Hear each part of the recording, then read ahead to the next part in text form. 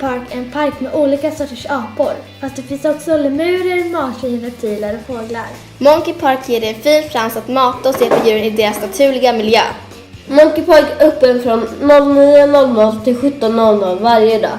Inträde är 5 euro för barn under 12 år och för en vuxen 10 euro. Man kan köpa en grönsakslåda att mata djuren med för 3 euro. Läs mer på monkeypark.com.